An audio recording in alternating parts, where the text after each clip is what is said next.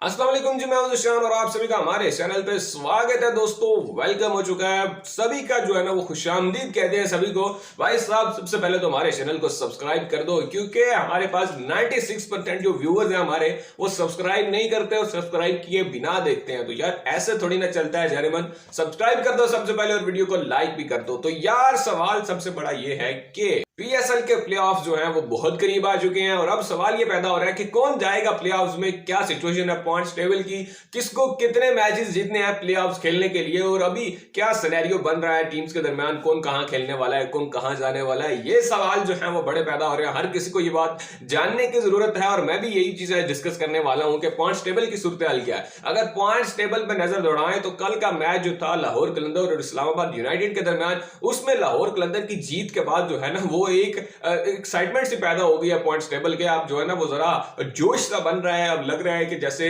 Do and die की situation teams पर आ गई, क्योंकि खतरे की जो तलवार है वो लटक रही है दो टीम्स पे, कराची किंग्स और इस्लामाबाद यूनाइटेड। अब दोनों जो है ना वो बिल्कुल वो कहते हैं ना छुरी थल्ले आ गई, छुरी थल्ले आ गई हैं भाईजान। दोनों टीम्स जो है वो अब जरा मुश्किल हालात में आ चुकी हैं और अब इनका पता चलेगा कि भाईजान करना क्या है इन्होंने, क्योंकि do and die situation knockout किस्म का मैच जो है वो आज रात को खेला जा रहा है कराची किंग और इस्लामाबाद यूनाइटेड के दरमियान। पॉइंट्स टेबल की अगर आप बात करें, सूरत हाल अगर देखें तो टॉप पर है मुल्तान सुल्तान जो कि क्वालिफाई कर चुका है। भाई इसको तो तुम लोग उठा के साइड पर रख दो, इनके नाम के साथ वो क्यू जो है वो लग चुका है और अब ये क्वालिफाई कर चुके हैं। और नीचे है बॉटम पे लाहौर कलंदर्स, ये टूर्नामेंट से बाहर हो चुके हैं। बाकी बची कोयटा ग्लैडिएटर, तो वो भी ऑलरेडी बिल्कुल ऑलमोस्ट जो है वो क्वालिफाई ही आप इसको कह सकते हैं, क्योंकि उनकी पोजीशन बहुत स्ट्रांग है टेबल पे और उनका रन रेट भी काफी अच्छा है और उनकी टीम भी काफी स्ट्रांग है। लग नहीं रहा कि वो किसी सूरत प्लेऑफ से बाहर जाने वाले हैं।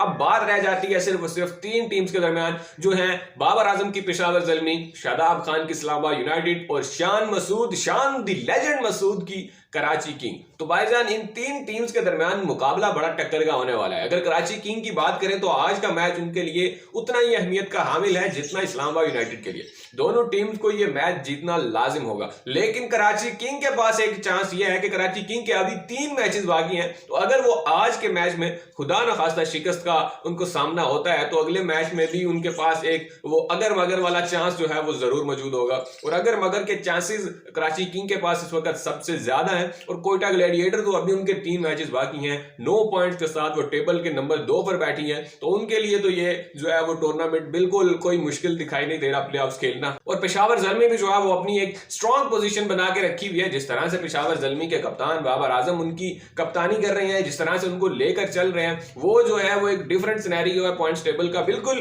कहानी जो है वो मुख्तलिफ लग रही है। लेकिन अगर आप बात करें फिर से कराची किंग्स की, तो कराची किंग्स के लिए आज का जो मैच है वो डू एंड डाई है भाई। अगर आज का मैच इस्लामाबाद यूनाइटेड जीत जाती है तो इस्लामाबाद यूनाइटेड आ जाएगी 9 पॉइंट्स पे, बिल्कुल जो है वो कराची किंग्स के ऊपर तो है ही ऑलमोस्ट, वो पेशावर ज़ल्मी के मुकाबले में आ जाएंगे। और इस्लामाबाद यूनाइटेड को एक मसला ये भी है कि उनको अपना रन रेट भी बेहतर करना है, क्योंकि उनके रन रेट के काफी सारे मसाइल हैं और उनको रन रेट का प्रॉब्लम हो सकता है, क्योंकि एक मैच इनका वॉश आउट हो गया था वो बारिश की वजह से, तो उसका जो एक पॉइंट था, अब उसने जो है ना वो कहानी को जरा ज्यादा दिलचस्प बना दिया है। अब जो सारी चीज है वो रन रेट पे आ रही है कि आया रन रेट किस टीम का बेहतर होगा, क्योंकि जिस टीम का रन रेट बेहतर होगा वही क्वालिफाई कर पाएगी। बकिया बचती है थी पेशावर ज़ल्मी। पेशावर ज़ल्मी के अभी 2 मैचेस बाकी हैं।